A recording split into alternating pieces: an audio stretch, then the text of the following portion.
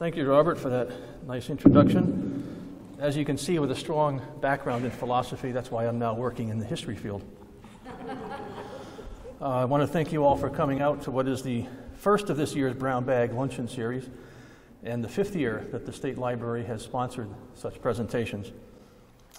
For many years, the Museum of Connecticut History has been acquiring artifacts that document Samuel Colt's life, the Colt family, and Colt's patent firearms manufacturing company. I'm delighted to have this opportunity to share many of these artifacts with you. I originally prepared this presentation as part of the 200th birthday celebration for Samuel Colt, which was held in Hartford in July, and I'm pleased to have the opportunity to deliver it again today. I will be presenting the briefest overview of Samuel Colt's life, followed by a more extended discussion of the museum's artifact acquisitions. And as I was preparing this presentation, I was reminded of an incident that occurred many years ago when I was visiting the National Baseball Hall of Fame and Museum in Cooperstown. I had just entered one of the big exhibit halls that was chock full of all sorts of baseball memorabilia and artifacts. And right behind me was a woman with an 8 or 10-year-old boy in tow. And upon entering the gallery, the woman exclaimed, "Oh, look at all the history in this room." To which the boy replied, "History schmistery, I just want to see the stuff."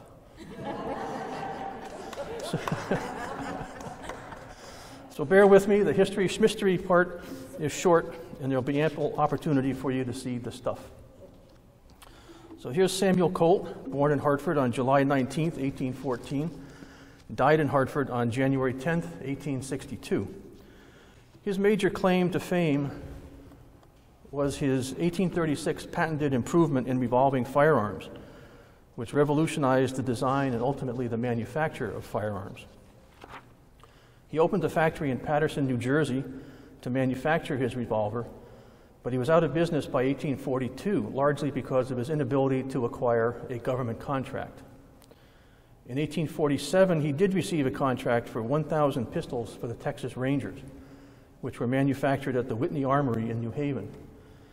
Examples of both the Patterson and the Whitneyville production can be seen in the Colt Gallery over to your left.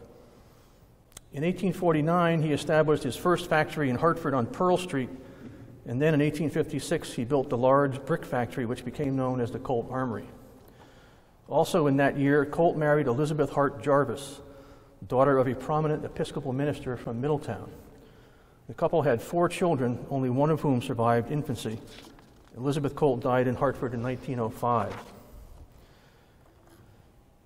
In 1857, Colt built his residence Armsmere, seen here at the left, from which the other structures of his empire, the Armory and the Willow Works, were visible.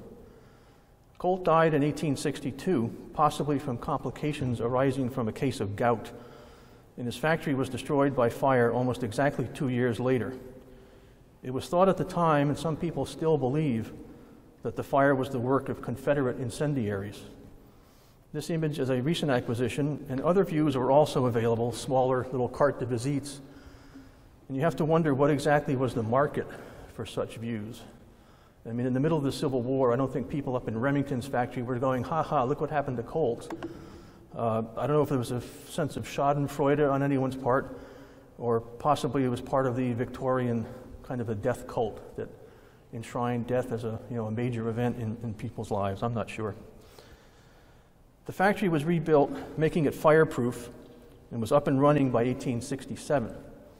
It's shown here in 1876, with workmen and company executives displaying a Gatling gun here and a Baxter steam engine, which were also products of the Colt Armory at the time. And they were both about to be shipped to Philadelphia as part of the Colt Company's display at the Centennial Exhibition. A Gatling gun, very similar to the one in this photograph, is also on exhibit in the Colt Gallery, as is a larger version of this photograph. In addition to manufacturing firearms, Colt and the company which succeeded him also collected firearms. The company collection was housed in the office building which stood just north of the Armory.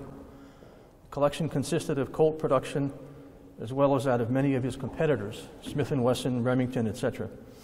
It was assembled largely to prevent patent infringement. By examining competitors' firearms, Colt engineers and attorneys could determine if they infringed on Colt patents and guard against their infringing on the competitors' patents as well. In 1956, the Penn Texas Corporation, a holding company that then owned Colt's Firearms, approached the state of Connecticut about taking the Colt collection as a donation.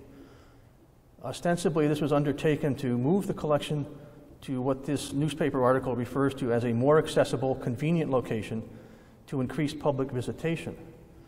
But this was also a tactic to preserve the collection in light of a pending hostile takeover and also net the company a tax deduction. In January 1957, the state legislature formally accepted the company's offer of its, quote, large and valuable collection of firearms and related material. Since that date, the Colt collection has formed a permanent historical collection housed in the Connecticut State Library. On March 7, 1957, the collection was formally presented to the state at a reception held here in Memorial Hall. Now, when the collection first came here, I don't have any photographs to document this, but I believe it was exhibited in the cases that we saw in the Colt Factory Museum, many of which were in the lobby here and downstairs, which at the time was a wide open exhibit area. It was called the Rathskeller by the staff at the library. It was a vaulted ceiling, kind of dark and mysterious. But about around 1961 or 2, the collection was installed in exhibit cases purchased and donated by the Penn Texas Company right here in Memorial Hall, under the watchful eyes of George Washington on the back wall and Connecticut's former governors around the outside. Now, the long arms in the collection were exhibited in large freestanding cases. They were linked together by the electrical conduit to prevent a costly domino effect should one of the cases ever topple over. In 1962, the State Library was given a large collection of Connecticut-made shelf clocks, which also required exhibition space. And in 1968, an addition to the library was built, which provided space for the exhibition of both the firearms and the clocks. And that's the area that wraps around the two sides of Memorial Hall. The Colt collection has been on exhibit in this space ever since. In addition to the firearms, the Penn Texas Corporation also donated a huge manuscript collection, which is now known as Record Group 103 in the State Archives. It comprises more than 100 archival storage boxes and consumes nearly 100 cubic feet of storage space. It contains business, legal, and administrative files, and is complemented by Picture Group 460, which contains hundreds of photographs of the Armory, its products, and workers. The finding aid is accessible through the State Library's website. The museum has added to the firearms collection over the years, collecting Colts as well as examples of the production of other Connecticut firearms manufacturers. But while the Colt collection is one of the best publicly held Colt collections, it is by no means complete in the sense that we have an example of every Colt ever produced.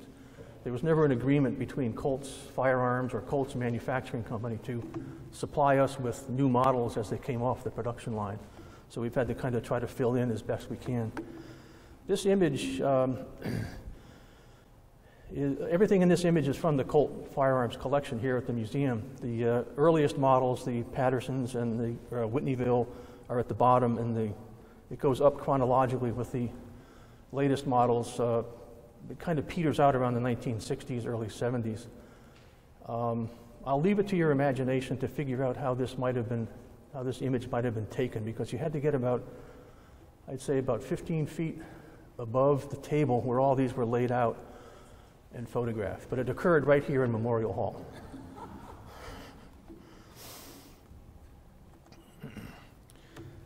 1994 presented a rare opportunity for the museum to acquire a major Colt artifact, the rampant Colt statue that once stood atop the factory dome. During the restoration of the dome, the statue was removed, ultimately replaced by the fiberglass one that sits atop the dome now. The statue was placed upon the dome in 1867 following its rebuilding, and had actually been purchased by a Connecticut antiques dealer who had received numerous offers from foreign Colt collectors, including one from Japan. He was convinced that the statue should remain in the United States, if not Connecticut, given its iconic nature as a symbol of Connecticut's industrial history. The fundraising committee was established to enable the state to purchase the statue, and the dealer retained ownership of the statue until the necessary funds were raised. In 1995, the goal was reached, and the rampant Colt was installed in the center of the Colt Gallery, where it still sits today. The museum has also acquired several artifacts that shed light on the Colt family. This is a miniature on ivory of Margaret Caldwell, Samuel Colt's maternal grandmother, who died at age 40 in 1798. We've also acquired pastel portraits by an as yet unidentified artist of Samuel Colt's parents, Sarah Caldwell Colt and Christopher Colt. Also in the collection is a workbox, which according to family history was given to Samuel Colt shortly before his famous voyage on the ship Corvo to Calcutta from 1830 to 1832. This is when Colt supposedly derived the idea of the revolving cylinder from watching the ship's wheel as he was on this cruise to India. This is the interior of the workbox. Now the lid, the green lid in the center of the back section of the box, on the back of it, it reads, Margaret Colt, made present to her brother Samuel, but it bears no date. Accompanying the box is a handwritten note from Elizabeth Colt to Samuel Caldwell Colt, Samuel's nephew, which states that the box was fitted up for him by his sisters when, a young boy, he went before the mast as a sailor boy to India. I think this story needs to be re-examined since Colt's three sisters, Margaret, Mary, and Sally, died in 1825, 26, and 29, respectively. The box may predate the voyage, but was perhaps taken on the voyage by Samuel Colt. It might also be another case where the family history of an artifact has been incorrectly recorded or embellished over the years. In 1850, Governor Thomas Seymour appointed Samuel Colt as his aide-de-camp, which carried with it the rank of lieutenant colonel. After this appointment, Colt Firearms bore the mark of Colonel Samuel Colt. The museum has acquired Colonel Colt's military dress coat, trousers, and hat. And those are available in the Colt Gallery, where they were exhibited as part of the Colt's 200th birthday celebration in July.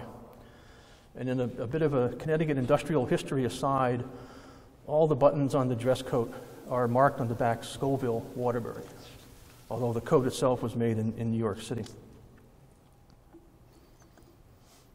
During Colt's many travels abroad to market his firearms, to litigate foreign patent infringements, and to present firearms to foreign dignitaries, he traveled to Russia more than once, and on one occasion was presented with this incredible house coat and pants by a Russian Tsar, possibly either Nicholas I or Alexander II.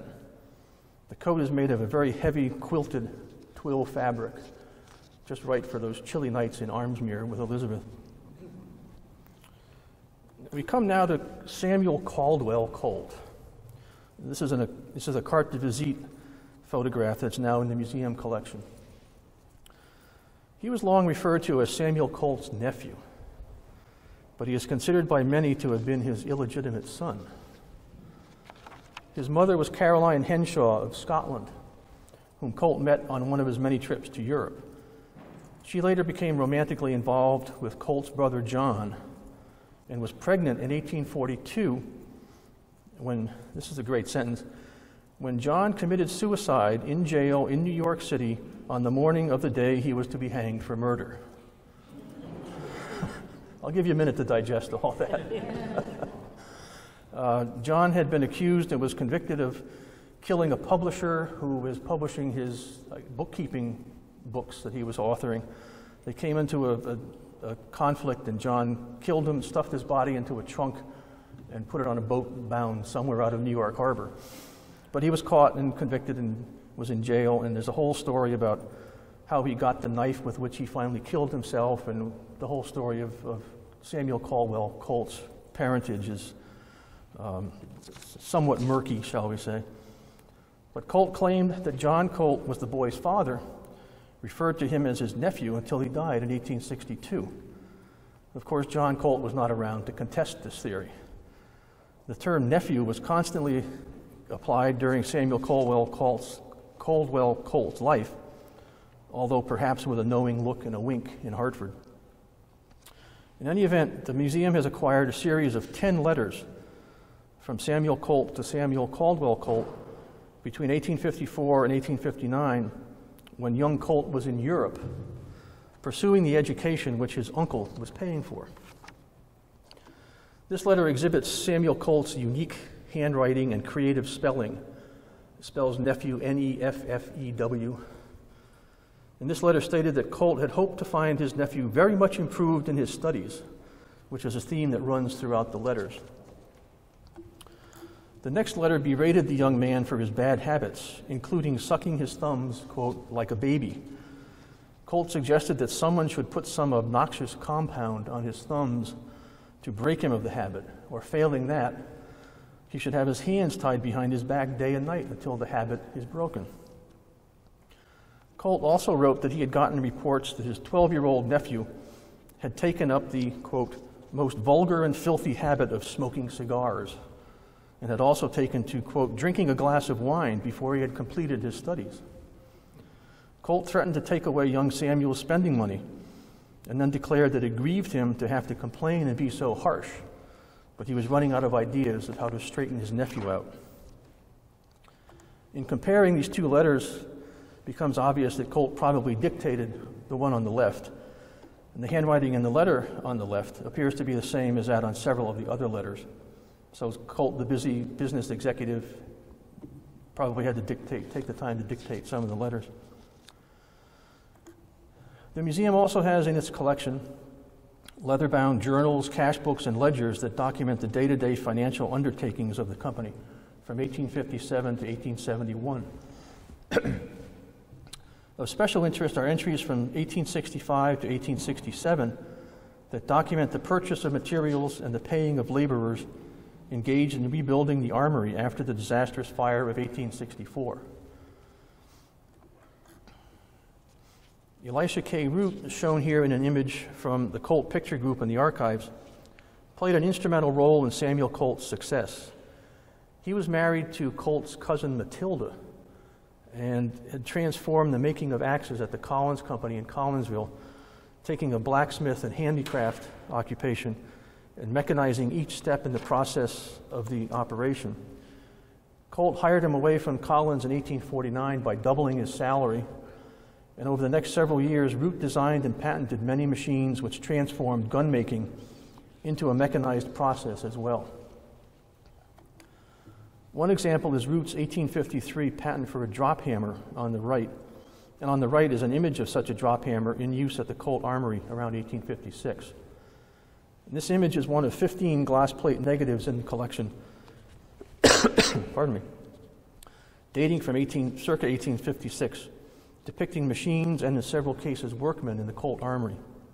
They're among the earliest of such industrial images known and provide visual data on the types of machinery in use, as well as the current fashions in factory worker attire. This image is of a Colt worker at a revolver frame jigging machine, which is marked along the centerpiece here. It's too small to see, but it's engraved in this area, Colonel Samuel Colt, Hartford. This is a very interesting machine. The workman, in order to run it, would place a blank revolver frame on this bed here. And then around the outside of this circle, this round circular piece, are various types of cutting heads. There are metal cutting heads. They'd tap a screw hole or they'd cut a slot. And the workman could revolve this wheel with the cutting heads on it, lower it down so that it engages the blank form here. Whatever one particular cutting head was engaged at the time would do one hole, then he'd rotate it and cut another hole. He could move the frame on the bed around, so he didn't have to keep constantly changing the frame, but just lowering and raising the heads on that revolving wheel. And this is an image of another machine, a universal milling machine used to cut and shape small parts of revolvers. All right, that concludes the history, schmistery, and seeing the stuff parts. But as I mentioned earlier, Hartford celebrated the 200th anniversary of Samuel Colt's birth in Hartford on July 19th. Armed with the knowledge that Samuel Colt's inventory at the time of his death listed several hundred bottles of wine in various locations in the office, at the factory, and Armsmere, I believe that Samuel Colt would have been delighted to join us in celebrating his 200th birthday, had it been at all possible for him to do so.